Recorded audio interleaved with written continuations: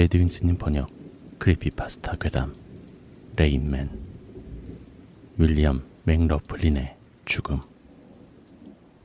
엑스펄도 아니고 이게 뭔지. 나는 경악한 채로 말했다. 자정이 가까운 시간, 나는 윌리엄 맥러플린이라는 7살 소년의 죽음을 조사하라는 호출을 받았다. 시신을 처음 발견한 것은 아버지 패트릭이었다. 저녁 식사를 준비하느라 아이의 비명이 들렸을 때는 미처 아이에게 가지 못했다. 뒤늦게 윌리엄의 방으로 향했을 때 바깥에는 세찬 빗소리가 들렸다. 그가 문을 두드리고 문에 귀를 갖다 대었지만 아들은 아무런 반응이 없었다. 이윽고 패트릭이 세차게 문을 열고 바로 불을 켰다. 윌리엄은 방 한가운데에 누워 있었다. 얼굴은 창백한 상태였고 몸은 전혀 움직이지 않았다. 패트릭은 황급히 뛰어들어 아들을 살펴보려 했지만 이미 늦은 채였다. 그런데 이상하게도 윌리엄의 몸은 머리부터 발끝까지 온통 젖어 있었다. 패트릭은 서둘러 핸드폰을 찾아 신고했다. 앰뷸런스를 기다리는 동안 그는 이상한 점을 발견했다. 윌리엄의 시체 옆에 있던 카펫에 젖은 자국이 있었다. 자국은 창문으로 향했지만 창문이 열렸던 것처럼 보이지는 않았다. 몇 분 뒤 앰뷸런스가 도착했고 응급대원들이 윌리엄의 죽음을 확인했다. 그리고 내가 바로 호출되었다. 맥러플린 씨의 집은 스코틀랜드 고지 지역에 있는 렌의 해안가 마을. 조용한 거리 맨 끝에 있는 17세기 중반풍의 외딴 오두막이었다. 10년 이상 도시에서 형사 노릇을 하던 나는 이달 초에 에버딘에서 렌으로 부임했다. 내가 본 것을 생각하면 차라리 도시로 돌아가고 싶었다. 너무도 이상했다. 특히 죽음의 원인이 이상했다. 응급대원인 제임스 터너는 전화로 나에게 윌리엄이 익사했다고 이야기했다. 욕조 속에서 말입니까? 내가 물었다. 아주 이상한 일이지만 형사님, 아이는 욕조에도 물 근처에도 있지 않았는데 완전히 젖어 있었어요. 이 시신은 어디서 발견되었죠? 침실 바닥에서요. 저항의 흔적은 없었습니다. 나는 흠칫 놀랐다. 곧장 그리로 가죠. 전화로 할 이야기가 아니었다. 시신을 직접 봐야 했다. 현장에서 직접 정리를 해야 했다. 어린 소년이 침실에서 익사했다. 카펫에는 물에 젖은 자국이 있다. 그러나 아버지는 딱히 이상한 소리는 듣지 못했다. 사건이 사건인지라 범죄과학수사관인 안드레아 넬슨까지 호출되었다. 그녀는 카펫에 난 자국을 유심히 살펴보았다. 잭, 이것 좀 봐요. 나는 몸을 숙여 자국을 바라보았다. 자국 사이의 거리, 자국의 모양과 위치를 봤을 때 아무래도 발자국 같아요. 나는 눈살을 찌푸렸다. 발자국? 네, 발자국이요. 그것도 맨발이에요. 누군진 몰라도 저 창문을 통해 나갔어요. 넬슨은 방 건너편에 있는 창문을 가리켰다. 발자국은 윌리엄의 시신에서 시작해 창문까지 이어졌다. 그녀가 말을 이었다. 하지만 이 발자국은 창문 쪽 한 방향으로만 있어요. 다시 말해서 범인은 이미 집에 있었던 건지도 몰라요. 아이가 사망했을 당시에는 비가 세차게 내리고 있었고 창문으로 들어오는 건 불가능하죠. 만일 그랬다면 젖은 발자국이 양쪽 방향으로 있었겠죠. 그녀가 말을 멈추었다. 그리고 익사를 시킨 방법도 좀 이상해요. 물이 흐르거나 뿌려진 게 아니라 국부적으로 고여 있었어요. 이상하기도. 나는 말도 안 된다는 듯 고개를 가로저었다. 그러니까 맨발에 범인이 숨어 있다가 알 수 없는 방법으로 아이를 익사시킨 다음 2층 창문을 통해서 빠져나갔다? 넬슨이 어깨를 으쓱했다. 꼭 그렇다는 건 아니지만 증거상으로는 그렇다는 거죠. 젠장. 아무것도 건진 게 없었기에 일단 오두막 전체를 수색하라고 명령했다. 범인이 아직 익사에 쓴 도구와 물에 젖은 수건을 가지곤 어딘가에 숨어 있을 것이라는 확신이 들었다. 하지만 맥러플린 씨의 오두막을 수색한 일은 헛수고로 끝났다. 패트릭과 마틸다 맥러플린 부부도 조사를 받았다. 가족이 최근에 스카이섬에 간 적이 있다는 이야기는 나왔지만 평범한 여행과 다를 것이 없었다. 윌리엄 맥러플린의 죽음은 그야말로 미스터리였다. 레인맨의 전설. 역으로 돌아가면서 넬슨과 함께 이야기를 나누었고 그녀의 과학적 지식에는 빈틈이 없었다. 하지만 불행하게도 그녀가 더 알려줄 것은 없었다. 넬슨과의 이야기가 끝나고 얼마 되지 않아 전화가 왔다. 누구의 전화였는지는 지금까지도 알 수가 없다.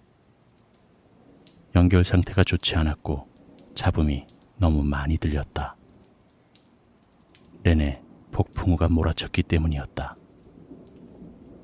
전화 속의 젊은 남자는 스카이섬 근처에 있는 큰 호수인 코르이스크 호수, 그리고 레인맨이라는 것에 대해 쉼없이 떠들었다. 하지만 통화는 중간에 끊어졌고 나는 하고 싶었던 질문을 미처 던지지 못했다. 스카이섬, 맥러플린 씨가 최근에 가지 않았던가? 바로 맥러플린 씨에게 전화해 코르이스크 호수에 관해 아는지 물어보았다. 패트릭의 답은 간단했다. 아들인 윌리엄이 죽기 이틀 전 그와 마틸다 그리고 윌리엄이 다른 관광객들과 함께 호수에 갔었다고 한다.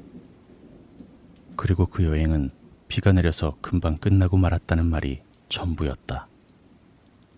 패트릭과 통화를 한 뒤 나는 스카이섬 출신 부하인 앤디와 이야기했다.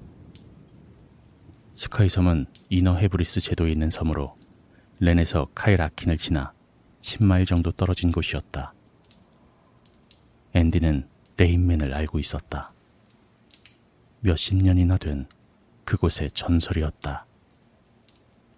전설에 따르면 수세기 전 어느 북방 사람이 스코틀랜드 고지에 당도했다. 이 이방인은 어떤 산악 종교 신도들의 것으로 알려진 신비의 묘약을 찾으러 왔다. 그리고 묘약을 찾은 후 그는 몇 해 전에 발견되었던 한 조용한 호수로 사라졌다. 스카이섬 블랙쿨린 산맥에 둘러싸인 코르이스크 호수였다. 호수 속에서 그 이방인이 묘약의 힘을 빌어 여전히 살아있고 조용히 살아가는 그를 방해하면 죽음으로 그 대가를 치른다는 것이었다. 일종의 물귀신인 셈이죠. 아시겠죠? 나는 조용히 고개만 끄덕였다. 네소의 네시처럼 가짜가 아니라고요. 앤디가 너무나 열성적으로 이야기하는 바람에 조금이라도 믿지 않는 낌새를 보였다간 신뢰가 되겠다는 생각이 들었다. 앤디는 이어서 코르이스크 호수를 공포의 호수라고 부르면서 그곳에서 기괴한 침묵 이후 폭풍이 몰아친 이야기를 들려주었다. 비는 레인맨의 경고입니다. 경고? 네. 고개를 끄덕이는 그의 표정은 심각하게 굳어 있었다. 렌에는 잠깐 있었던 적이 있었지만 코르이스크 호수는 고사하고 스카이섬에는 가본 일이 없었다. 공포의 호수라는 말도 마음에 걸렸지만 그것이 고립된 지역이라는 것도 마음에 걸렸다. 코르이스크 호수에 가는 방법은 두 가지였다. 엘골항에서 보트를 타거나 카마수너림 안에서 이틀 동안 걸어서 가는 것이었다. 맥러플린 가족이 그곳에 갔다는 점, 그리고 앤디의 이야기와 의문의 전화까지 호수에 가지 않을 수가 없었다. 공포의 호수. 다음날 아침, 앤디와 나는 엘골항으로 향했다. 다른 관광객들과는 엮이기가 싫어 작은 배를 하나 예약해 두었다. 늙은 어부인 데커드가 우리를 맞이했다. 10월 하순의 어느 날 아침 7시, 나는 한기를 느낄 수 있었다. 어두운 물 위로 안개가 피어올랐다. 데커드에게 이 페니를 건네자 레인맨에 관한 이야기가 나왔다. 아, 레인맨. 그래. 코르이스크가 그의 집이지. 몇 달이고 그 속에 살다가 가끔씩 나오곤 하지. 안개 속으로 들어가자 그의 말소리는 작아졌다. 나는 조심스럽게 물었다. 레인맨이 정확히 뭡니까? 누가 알려나. 묻지 않는 게 좋소이다. 나는 조용히 고개만 끄덕였다.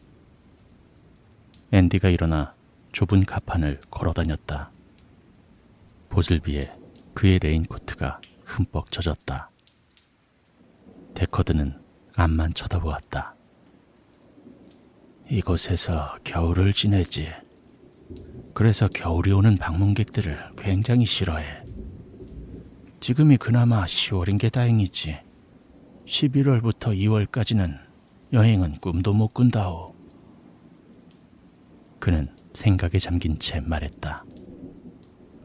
물개들이 뛰어노는 바위투성이 노도에 배가 다다랐을 때 나는 앤디 쪽으로 갔다. 물개들은 바위 위에서 개처럼 즐겁게 놀고 있었다. 하지만 어쩐지 우리에게 돌아가라는 이야기를 한다는 생각을 떨칠 수가 없었다. 데커드가 배를 작은 잔교에 세웠다. 나는 배에 남겠어. 11시까지는 돌아오시오. 나는 고개를 끄덕였다. 등 뒤도 조심하고. 그가 말을 덧붙였다. 그 호수에는 뭐가 있을지 모르니까. 내가 물을 무서워한다고는 말할 수 없겠지만 호수처럼 고립된 물은 어쩐지 꺼림칙했다. 그 알 수 없는 깊이, 그 아래 숨어있을 비밀들 때문이다. 그냥 호수인걸요 뭐. 내가 미소를 지으며 답했다. 그냥 호수가 아니라오. 데커드가 윙크를 한 뒤 술병을 꺼냈다. 앤디와 나는 무트로 올라와 오래된 길을 따라 걸었다. 여러 개의 물웅덩이를 지나니 개울이 나왔고, 개울을 따라 걸은 지 얼마 되지 않아 공포의 호수인 코르이스크 호수와 마주했다. 이른 아침 안개 속의 호수는 소름 끼치면서도 아름다웠다. 거친 바위들로 둘러싸인 호수는 비밀스러운 장소 같았다. 지금까지 자연으로부터 듣지 못했던 수세기 동안의 비밀스럽고 불행한 이야기들을 들려줄 것만 같았다. 우리는 호수의 동쪽 끝을 따라 북쪽으로 올라갔다.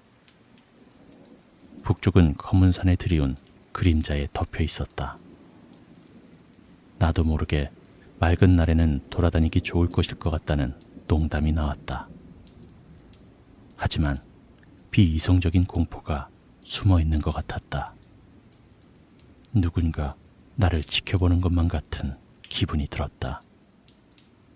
그런데 야생동물이라곤 전혀 없다. 갈매기들은 어디에 있지? 물개들도 전혀 보이지 않는다. 길을 걸으면 걸을수록 고립감만이 더욱 커졌다. 호수 위로 떨어지는 빗소리와 바람소리만이 들릴 뿐이었다. 지금도 생각해보면 내 계획이 무엇이었는지 전혀 알 수 없었다. 그냥 가봐야겠다는 느낌이었을까? 아니면 호수에 물이 아닌 다른 게 있을 것임을 알았던 것일까? 그게 맞다 해도 그것과 렌의 7살 소년과 무슨 관계가 있을까? 앤디가 가진 지도는 호수의 대략적인 윤곽만 그려진 종이 조각이었다. 앤디는 몇 년 전 한 여행자가 사라진 것으로 알려진 캠핑장의 위치를 가리켰다. 그 장소는 비교적 손쉽게 찾을 수 있었지만 증거라 할 만한 것은 없었다. 모닥불을 피운 흔적만이 희미하게 있었다. 맥 러플린의 가족도 이렇게 멀리까지 들어왔었을까? 그 아이가 무언가를 발견했던 것일까? 그럴 리가. 이 호수는 그래도 관광지였다. 그날 아침에는 음산하고 사람이 찾지 않는 곳 같았지만 그래도 여름 내내 관광객이 끊이지 않는 곳이라고 앤디가 말했다. 내가 먼저 말을 꺼냈다. 만약 레인맨이 가상의 인물이라면 여름 내내 어떤 사람이 살고 있는 걸까? 어쩌면 이 모닥불도 겨울에 쓴 걸 수도 있지. 앤디가 고개를 저었다. 잭, 이곳의 겨울이 얼마나 추운지 아세요? 그의 목소리에는 회의감이 들었다. 혹시 서린이 사는 게 아닐까요? 그의 말에 동의할 수밖에 없었다. 하지만 설령 서린이 있다 해도 이 가상의 은둔자와 렌의 7살 소년 사이에 무슨 연관이 있을까? 그 생각이 내 마음속을 스쳤을 때 앤디와 나는 무언가를 보았다. 사람인가요? 앤디가 눈을 찡그리며 물었다. 아닐 거야. 불안함 속에 우리는 어두운 물 위에서 조금씩 움직이는 형체를 바라보았다. 우리가 있는 곳에서 보았을 때 분명 사람의 형태였다. 동화 속에나 나올 법한 존재와는 달랐다. 머리, 팔, 다리, 몸통까지. 정체불명의 형체가 천천히 우리 쪽으로 오는 모습이 보였다. 안개가 더 심해지며 우리의 시야도 더 흐려졌다. 하지만 물이 첨벙거리는 소리가 들렸다. 사람의 손과 물의 표면이 부딪혔을 때 나는 첨벙거림이었다. 하지만 어느덧 시야에서 그 모습이 사라졌다. 빛 때문이었다. 형체가 사라지고 안개가 위로 떠오르자 공포의 호수의 검은 물 말고는 아무것도 보이지 않았다. 이후 큰 고립감이 밀려왔지만 다행히도 얼마 가진 않았다. 앤디의 시선이 느껴졌기에 고개를 돌려 그의 시선을 마주쳤다. 그의 얼굴은 창백했고 눈에는 생기가 없었다. 멀건 눈이 체리마냥 빨갛게 충혈되어 있었다. 앤디? 천천히 그를 불렀지만 아무런 반응이 없었다. 천천히 그에게 다가갔다. 앤디! 내가 다시 불러보았지만 역시나 반응이 없었다. 조금 더 가까이 다가가자 그의 입이 천천히 동그랗게 벌어졌다. 머뭇거리며 다시 속삭였다. 앤디! 앤디는 낮은 신음소리를 냈다. 이윽고 기침소리와 함께 그의 입에서 물이 몇 모금 쏟아져 나왔다. 나는 그에게로 달려갔지만 다가갈 수가 없었다. 보이지 않는 무언가가 내 길을 막고 있었다. 본능은 나에게 도망가라고 외쳤지만 그럴 수 없었다. 앤디를 구해야 한다는 생각뿐이었다. 앤디는 호숫가에 쓰러져 있었다. 나는 그에게 달려가 심폐소생술을 하려 했다. 그래도 다행히 그는 눈을 뜨고 나를 바라보았다. 무슨 일이죠? 그가 중얼거렸다. 모르겠어. 괜찮아? 그가 고개를 끄덕였다. 앤디의 발을 끌고 나와 우리는 데커드의 보트로 돌아갔다. 그날 아침 무슨 일이 벌어졌는진 몰라도 얼른 그곳으로부터 빨리 벗어나고 싶었다. 기억의 짐. 우리는 렌으로 돌아왔다. 데커드는 앤디가 갑자기 쓰러진 일에 겁을 먹었다. 나는 그에게 식량과 물이 부족해서 그런 것이라 해명했다. 안 그래도 초자연적인 현상을 신봉하는 그에게 또 하나의 이야깃거리를 주고 싶지 않았다. 역으로 돌아온 뒤 나는 앤디와 상의했고 다른 경관들과 함께 다시 호수를 가보기로 했다. 전날 저녁 렌에 내리쳤던 폭풍우가 다시 한번 내리쳤다. 그리고 그때쯤 앤디 고든의 생기 없는 시신이 남자 화장실에서 발견되었다. 믿을 수가 없었다. 윌리엄 맥러플린과 마찬가지로 앤디 역시 흠뻑 젖은 채였다. 그리고 물에 젖은 발자국이 화장실의 타일 바닥을 지나 열린 창문까지 이어졌다. 검시 결과 사인은 윌리엄과 마찬가지로 익사였다. 하지만 앤디의 시신은 화장실의 한가운데 변기와는 떨어진 곳에서 얼굴을 위로 한 채로 홀로 누워 있었다. 흐르는 물과는 거리가 있었다. 나는 검시관에게 앤디가 호수에서 쓰러진 이야기를 하는 것이 낫다는 생각이 들었다. 그리고 검시관은 아니나 다를까 눈살을 찌푸렸다. 맥러플린 씨의 집을 찾아가기로 했다. 패트릭은 레인맨의 전설을 알고 있었다. 그는 35년 전 그의 아버지가 이 이야기를 알려주었다고 했다. 이후 패트릭은 기이한 이야기를 들려주었다. 폭풍이 몰아치는 어느 날 오후, 그와 친구들이 클리포드라는 이웃집 노신사가 하버가의 모퉁이에서 무릎을 꿇고 쓰러진 뒤에 엄청난 양의 물을 토해낸 뒤 눈앞에서 익사하는 모습을 보았다는 것이다. 숨겨진 이야기가 더 있을 것이라 생각했고 패트릭 역시 이어진 이야기를 한참이나 망설이다가 꺼내었다. 그날 레인맨을 봤어요. 그 할아버지로부터 쏟아져 나오더니 그대로 사라졌죠. 윌리엄에게 이 이야기를 한 적이 있습니까? 꺼내고 싶지 않은 질문이었지만 내 일이기에 어쩔 수가 없었다. 다시 한번 패트릭은 망설였다. 네. 그가 조용히 입을 열었다.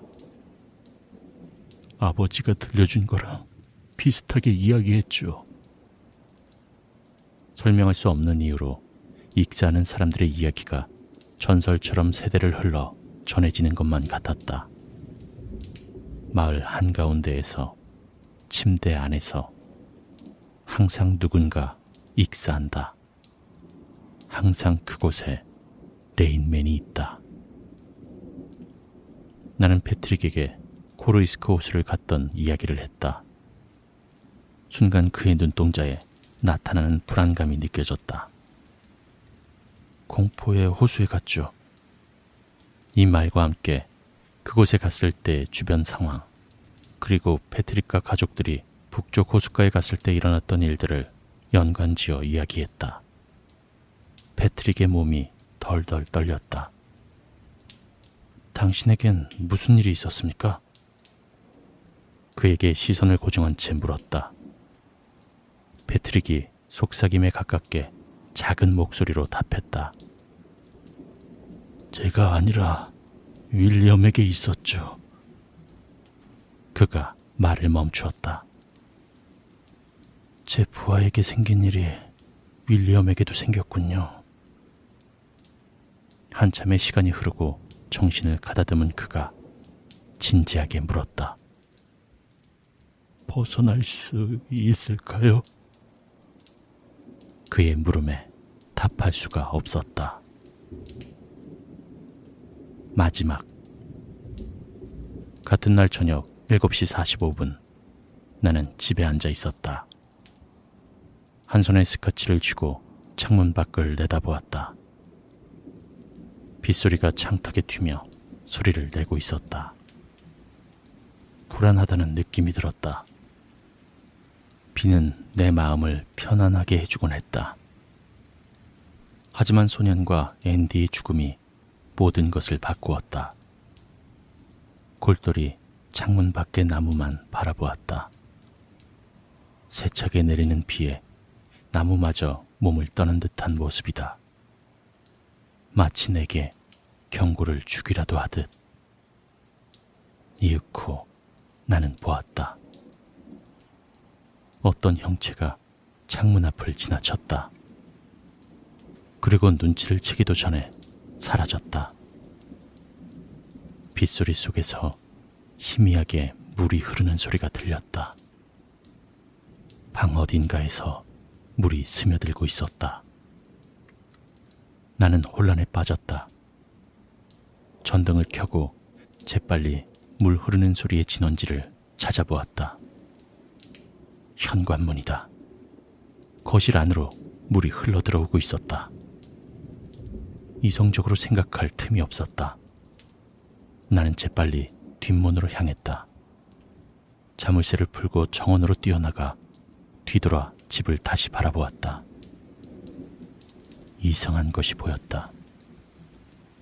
출입구에 서 있는 것은 사람인가? 아니다. 사람은 아니었다.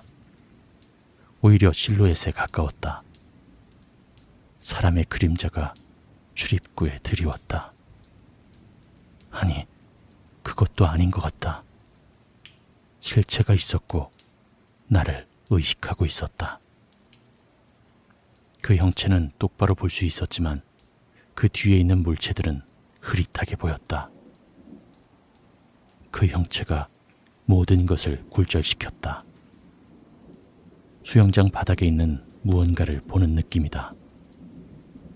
내 집 출입구에 서 있는 무언가, 물로 된 그 무언가였다. 쏟아지는 빛 속에서 정원 위에 몸이 굳은 채로 내 눈은 그 무언가에 고정되어 있었다. 나는 정말이지 이것이 빛이 만들어낸 환상이라고 믿고 싶었다. 그것이 빛 속으로 나오자 나는 아무것도 보이지 않았다. 하지만 다시 내 눈에 보인 것은 가로등에 빛나는 기괴한 손과 발이었다. 그것은 내게서 멀어져 거리로 움직였다. 나는 물에 젖은 발을 느릿느릿 내딛고 물에 젖은 팔을 흔드는 모습을 지켜보며 그 뒤를 따랐다. 눈을 크게 뜬 채로 그 기괴한 형체가 도로 경계석에 다가간 뒤에 천천히 하수구 속으로 쏟아져가는 모습을 보았다. 그것은 내내 어두운 지하로 숨어들어가 다시 그 어두운 공포의 호수로 사라졌다. 나를 익사시키려고 왔던 것일까? 윌리엄에게 했던 것처럼, 앤디와 수많은 세월 동안 여러 사람에게 했던 것처럼, 아니면 내게 무언가를 경고하기 위해 왔던 것일까? 혹시 모르는 누군가에게나 사랑하는 누군가에게 그의 이름을 내뱉는 자를 데려가기 위해 왔던 것일까? 결국 나는 렌을 떠나고 경찰도 그만둔 뒤 날이 따스한 스페인 남부로 떠났다. 이따금씩 나는 날씨 예보를 확인한다. 그리고 지평선에 폭풍우가 보이면 친구들을 찾아 밖으로 나선다. 그리고 마지막으로 여기에 레인맨의 이야기를 남긴다. 여기에만.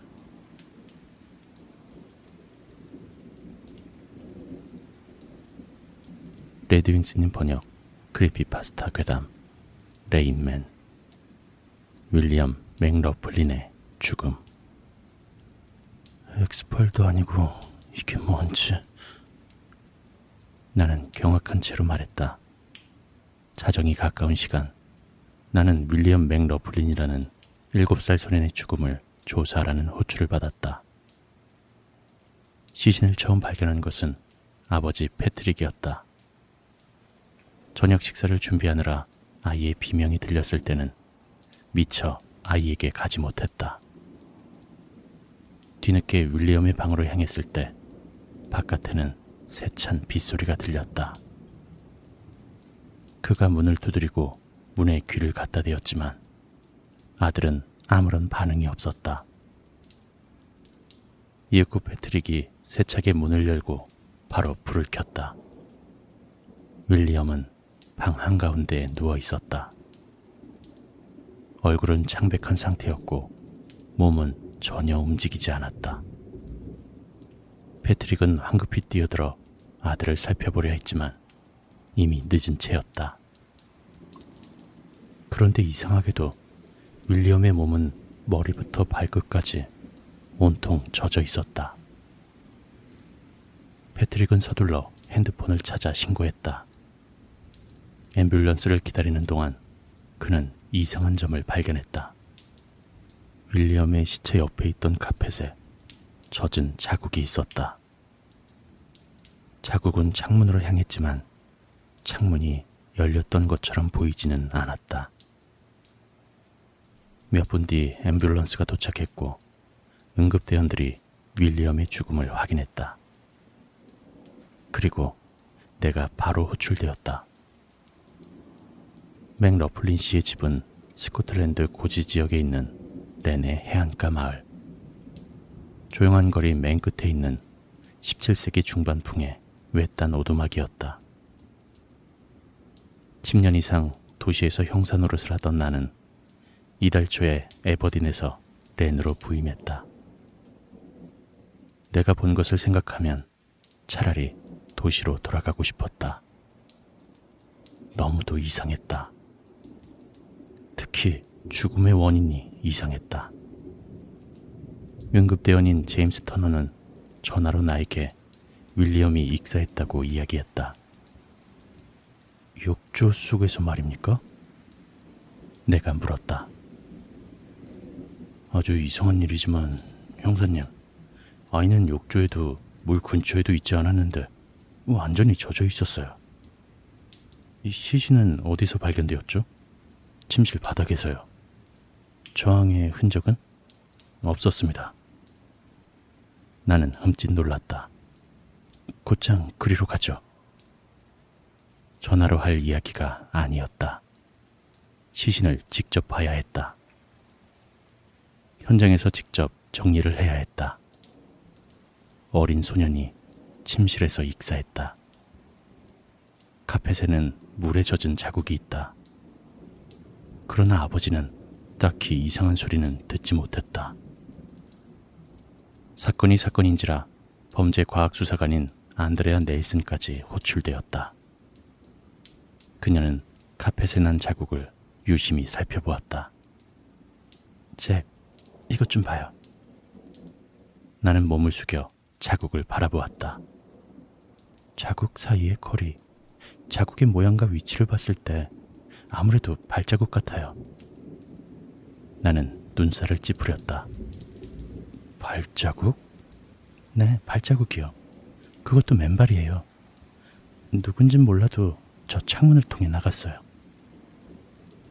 넬슨은 방 건너편에 있는 창문을 가리켰다. 발자국은 윌리엄의 시신에서 시작해 창문까지 이어졌다. 그녀가 말을 이었다. 하지만 이 발자국은 창문 쪽 한 방향으로만 있어요. 다시 말해서 범인은 이미 집에 있었던 건지도 몰라요. 아이가 사망했을 당시에는 비가 세차게 내리고 있었고 창문으로 들어오는 건 불가능하죠. 만일 그랬다면 젖은 발자국이 양쪽 방향으로 있었겠죠. 그녀가 말을 멈추었다. 그리고 익사를 시킨 방법도 좀 이상해요. 물이 흐르거나 뿌려진 게 아니라 국부적으로 고여 있었어요. 이상하기도. 나는 말도 안 된다는 듯 고개를 가로저었다. 그러니까 맨발에 범인이 숨어 있다가 알 수 없는 방법으로 아이를 익사시킨 다음 2층 창문을 통해서 빠져나갔다? 넬슨이 어깨를 으쓱했다. 꼭 그렇다는 건 아니지만 증거상으로는 그렇다는 거죠. 젠장. 아무것도 건진 게 없었기에 일단 오두막 전체를 수색하라고 명령했다. 범인이 아직 익사에 쓴 도구와 물에 젖은 수건을 가지곤 어딘가에 숨어 있을 것이라는 확신이 들었다. 하지만 맥러플린 씨의 오두막을 수색한 일은 헛수고로 끝났다. 패트릭과 마틸다 맥러플린 부부도 조사를 받았다. 가족이 최근에 스카이섬에 간 적이 있다는 이야기는 나왔지만 평범한 여행과 다를 것이 없었다. 윌리엄 맥러플린의 죽음은 그야말로 미스터리였다. 레인맨의 전설.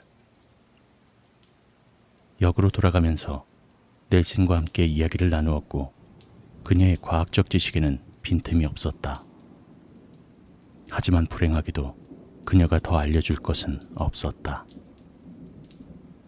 넬슨과의 이야기가 끝나고 얼마 되지 않아 전화가 왔다.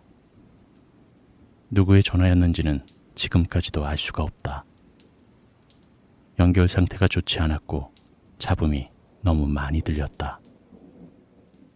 내내 폭풍우가 몰아쳤기 때문이었다. 전화 속의 젊은 남자는 스카이섬 근처에 있는 큰 호수인 코르이스크 호수, 그리고 레인맨이라는 것에 대해 쉼없이 떠들었다. 하지만 통화는 중간에 끊어졌고 나는 하고 싶었던 질문을 미처 던지지 못했다. 스카이섬, 맥러플린 씨가 최근에 가지 않았던가? 바로 맥러플린 씨에게 전화해 코르이스크 호수에 관해 아는지 물어보았다. 패트릭의 답은 간단했다. 아들인 윌리엄이 죽기 이틀 전 그와 마틸다 그리고 윌리엄이 다른 관광객들과 함께 호수에 갔었다고 한다.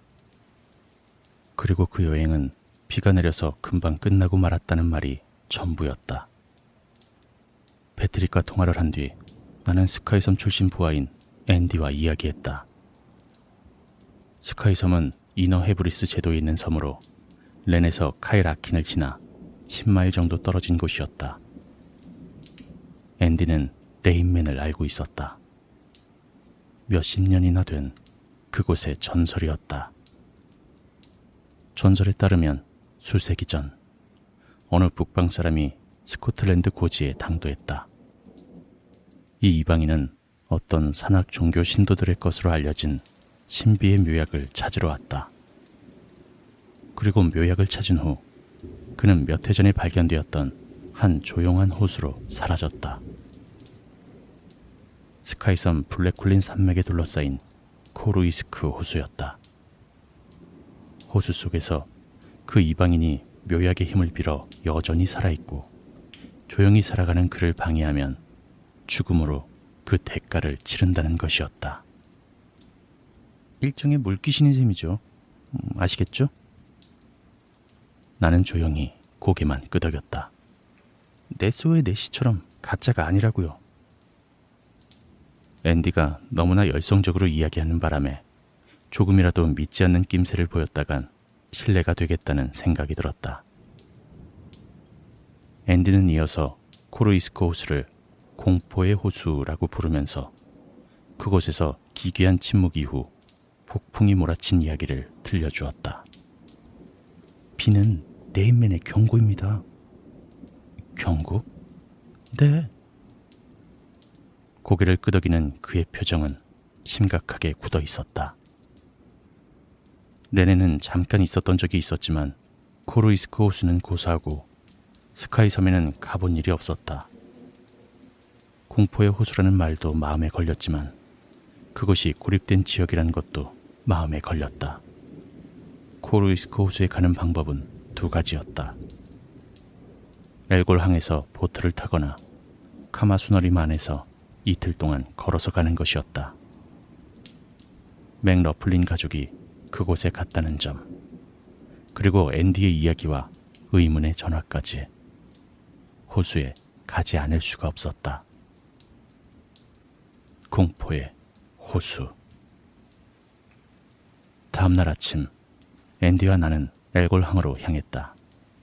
다른 관광객들과는 엮이기가 싫어 작은 배를 하나 예약해 두었다. 늙은 어부인 데커드가 우리를 맞이했다.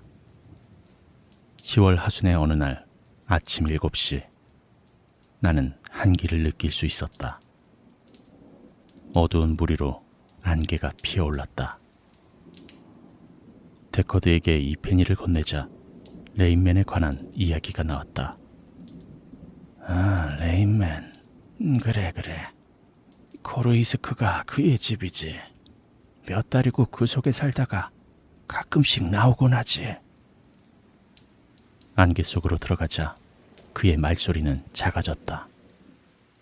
나는 조심스럽게 물었다. 레인맨이 정확히 뭡니까? 누가 알려나. 묻지 않는 게 좋소이다. 나는 조용히 고개만 끄덕였다. 앤디가 일어나 좁은 가판을 걸어다녔다. 보슬비에 그의 레인코트가 흠뻑 젖었다. 데커드는 앞만 쳐다보았다. 이곳에서 겨울을 지내지. 그래서 겨울이 오는 방문객들을 굉장히 싫어해. 지금이 그나마 10월인 게 다행이지. 11월부터 2월까지는 여행은 꿈도 못 꾼다오. 그는 생각에 잠긴 채 말했다. 물개들이 뛰어노는 바위투성이 노도에 배가 다다랐을 때 나는 앤디 쪽으로 갔다. 물개들은 바위 위에서 개처럼 즐겁게 놀고 있었다. 하지만 어쩐지 우리에게 돌아가라는 이야기를 한다는 생각을 떨칠 수가 없었다. 데커드가 배를 작은 잔교에 세웠다. 나는 배에 남겠어. 11시까지는 돌아오시오. 나는 고개를 끄덕였다. 등 뒤도 조심하고. 그가 말을 덧붙였다. 그 호수에는 뭐가 있을지 모르니까. 내가 물을 무서워한다고는 말할 수 없겠지만 호수처럼 고립된 물은 어쩐지 꺼림칙했다. 그 알 수 없는 깊이, 그 아래 숨어있을 비밀들 때문이다. 그냥 호수인걸요 뭐. 내가 미소를 지으며 답했다. 그냥 호수가 아니라오. 데커드가 윙크를 한 뒤 술병을 꺼냈다. 앤디와 나는 무트로 올라와 오래된 길을 따라 걸었다. 여러 개의 무릉덩이를 지나니 개울이 나왔고 개울을 따라 걸은 지 얼마 되지 않아 공포의 호수인 코르이스크 호수와 마주했다. 이른 아침 안개 속의 호수는 소름 끼치면서도 아름다웠다. 거친 바위들로 둘러싸인 호수는 비밀스러운 장소 같았다. 지금까지 자연으로부터 듣지 못했던 수세기 동안의 비밀스럽고 불행한 이야기들을 들려줄 것만 같았다. 우리는 호수의 동쪽 끝을 따라 북쪽으로 올라갔다. 북쪽은 검은 산에 들이운 그림자에 덮여 있었다. 나도 모르게 맑은 날에는 돌아다니기 좋을 것일 것 같다는 농담이 나왔다. 하지만 비이성적인 공포가 숨어 있는 것 같았다. 누군가 나를 지켜보는 것만 같은 기분이 들었다. 그런데 야생동물이라곤 전혀 없다. 갈매기들은 어디에 있지? 물개들도 전혀 보이지 않는다. 길을 걸으면 걸을수록 고립감만이 더욱 커졌다. 호수 위로 떨어지는 빗소리와 바람소리만이 들릴 뿐이었다. 지금도 생각해보면 내 계획이 무엇이었는지 전혀 알 수 없었다. 그냥 가봐야겠다는 느낌이었을까? 아니면 호수에 물이 아닌 다른 게 있을 것임을 알았던 것일까? 그게 맞다 해도 그것과 렌의 7살 소년과 무슨 관계가 있을까? 앤디가 가진 지도는 호수의 대략적인 윤곽만 그려진 종이 조각이었다. 앤디는 몇 년 전 한 여행자가 사라진 것으로 알려진 캠핑장의 위치를 가리켰다. 그 장소는 비교적 손쉽게 찾을 수 있었지만 증거라 할 만한 것은 없었다. 모닥불을 피운 흔적만이 희미하게 있었다. 뱅 러플린의 가족도 이렇게 멀리까지 들어왔었을까? 그 아이가 무언가를 발견했던 것일까?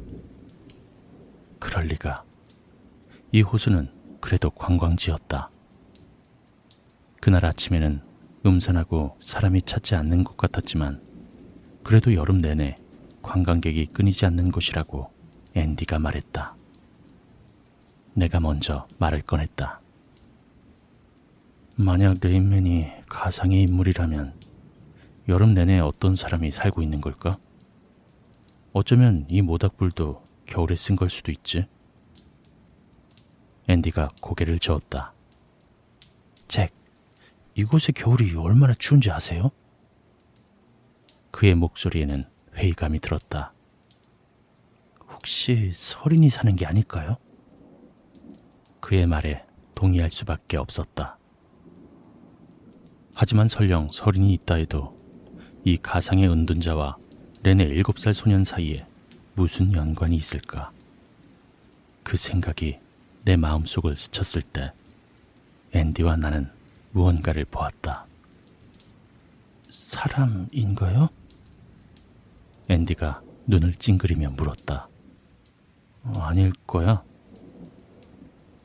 불안함 속에 우리는 어두운 물 위에서 조금씩 움직이는 형체를 바라보았다. 우리가 있는 곳에서 보았을 때 분명 사람의 형태였다. 동화 속에나 나올 법한 존재와는 달랐다. 머리, 팔, 다리, 몸통까지. 정체불명의 형체가 천천히 우리 쪽으로 오는 모습이 보였다. 안개가 더 심해지며 우리의 시야도 더 흐려졌다. 하지만 물이 첨벙거리는 소리가 들렸다. 사람의 손과 물의 표면이 부딪혔을 때 나는 첨벙거림이었다. 하지만 어느덧 시야에서 그 모습이 사라졌다. 빛 때문이었다. 형체가 사라지고 안개가 위로 떠오르자 공포의 호수의 검은 물 말고는 아무것도 보이지 않았다. 이후 큰 고립감이 밀려왔지만 다행히도 얼마 가진 않았다. 앤디의 시선이 느껴졌기에 고개를 돌려 그의 시선을 마주쳤다. 그의 얼굴은 창백했고 눈에는 생기가 없었다. 멀건 눈이 체리마냥 빨갛게 충혈되어 있었다. 앤디? 천천히 그를 불렀지만 아무런 반응이 없었다. 천천히 그에게 다가갔다. 앤디! 내가 다시 불러보았지만 역시나 반응이 없었다. 조금 더 가까이 다가가자 그의 입이 천천히 동그랗게 벌어졌다. 머뭇거리며 다시 속삭였다. 앤디!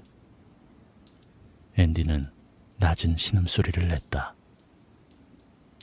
이윽고 기침소리와 함께 그의 입에서 물이 몇 모금 쏟아져 나왔다.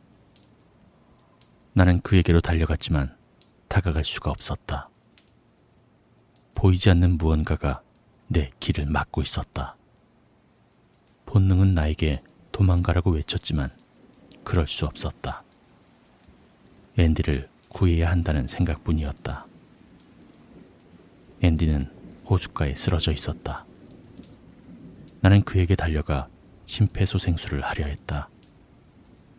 그래도 다행히 그는 눈을 뜨고 나를 바라보았다. 무슨 일이죠? 그가 중얼거렸다. 모르겠어. 괜찮아? 그가 고개를 끄덕였다. 앤디의 발을 끌고 나와 우리는 데커드의 보트로 돌아갔다. 그날 아침 무슨 일이 벌어졌는진 몰라도 얼른 그곳으로부터 빨리 벗어나고 싶었다. 기억의 짐. 우리는 렌으로 돌아왔다. 데커드는 앤디가 갑자기 쓰러진 일에 겁을 먹었다. 나는 그에게 식량과 물이 부족해서 그런 것이라 해명했다. 안 그래도 초자연적인 현상을 신봉하는 그에게 또 하나의 이야깃거리를 주고 싶지 않았다. 역으로 돌아온 뒤 나는 앤디와 상의했고 다른 경관들과 함께 다시 호수를 가보기로 했다. 전날 저녁 렌에 내리쳤던 폭풍우가 다시 한번 내리쳤다. 그리고 그때쯤 앤디 고든의 생기 없는 시신이 남자 화장실에서 발견되었다. 믿을 수가 없었다. 윌리엄 맥러플린과 마찬가지로 앤디 역시 흠뻑 젖은 채였다. 그리고 물에 젖은 발자국이 화장실의 타일 바닥을 지나 열린 창문까지 이어졌다. 검시 결과 사인은 윌리엄과 마찬가지로 익사였다. 하지만 앤디의 시신은 화장실의 한가운데 변기와는 떨어진 곳에서 얼굴을 위로 한 채로 홀로 누워 있었다. 흐르는 물과는 거리가 있었다. 나는 검시관에게 앤디가 호수에서 쓰러진 이야기를 하는 것이 낫다는 생각이 들었다. 그리고 검시관은 아니나 다를까 눈살을 찌푸렸다. 맥러플린 씨의 집을 찾아가기로 했다. 패트릭은 레인맨의 전설을 알고 있었다. 그는 35년 전 그의 아버지가 이 이야기를 알려주었다고 했다. 이윽고 패트릭은 기이한 이야기를 들려주었다. 폭풍이 몰아치는 어느 날 오후, 그와 친구들이 클리포드라는 이웃집 노신사가 하버가의 모퉁이에서 무릎을 꿇고 쓰러진 뒤에 엄청난 양의 물을 토해낸 뒤 눈앞에서 익사하는 모습을 보았다는 것이다. 숨겨진 이야기가 더 있을 것이라 생각했고 패트릭 역시 이어진 이야기를 한참이나 망설이다가 꺼내었다. 그날 레인맨을 봤어요. 그 할아버지로부터 쏟아져 나오더니 그대로 사라졌죠. 윌리엄에게 이 이야기를 한 적이 있습니까? 꺼내고 싶지 않은 질문이었지만 내 일이기에 어쩔 수가 없었다. 다시 한번 패트릭은 망설였다. 네. 그가 조용히 입을 열었다. 아버지가 들려준 거랑 비슷하게 이야기했죠. 설명할 수 없는 이유로 익사하는 사람들의 이야기가 전설처럼 세대를 흘러 전해지는 것만 같다. It hurt good, more than I can say. But maybe love isn't holding on. Maybe it's knowing when to walk away.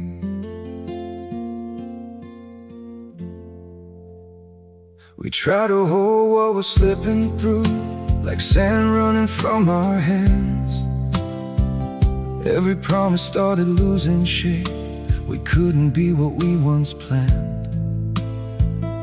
Your eyes would look right through mine, like you were already gone. We stayed too long in a fading light, trying to prove we still.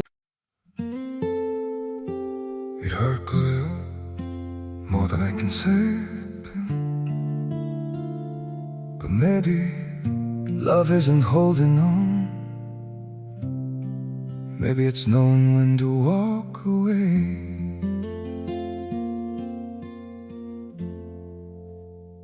We try to hold what we're slipping through, like sand running from our hands. Every promise started losing shape. We couldn't be what we once planned. Your eyes would look right through mine, like you were already gone. We stayed too long in a fading light, trying to prove we still. It hurt clear, more than I can say. But maybe love isn't holding on. Maybe it's knowing when to walk away. We try to hold what we're slipping through, like sand running from our hands. Every promise started losing shape. We couldn't be what we once planned. Your eyes would look right through mine, like you were already gone. We stayed too long. 탔다. 마을 한가운데에서 침대 안에서 항상 누군가 익사한다. 항상 그곳에 레인맨이 있다. 나는 패트릭에게 코르이스크 호수를 갔던 이야기를 했다. 순간 그의 눈동자에 나타나는 불안감이 느껴졌다. 공포의 호수에 갔죠. 이 말과 함께 그곳에 갔을 때 주변 상황, 그리고 패트릭과 가족들이 북쪽 호숫가에 갔을 때 일어났던 일들을 연관지어 이야기했다. 패트릭의 몸이 덜덜 떨렸다. 당신에겐 무슨 일이 있었습니까? 그에게 시선을 고정한 채 물었다. 패트릭이 속삭임에 가깝게 작은 목소리로 답했다. 제가 아니라 윌리엄에게 있었죠. 그가 말을 멈추었다.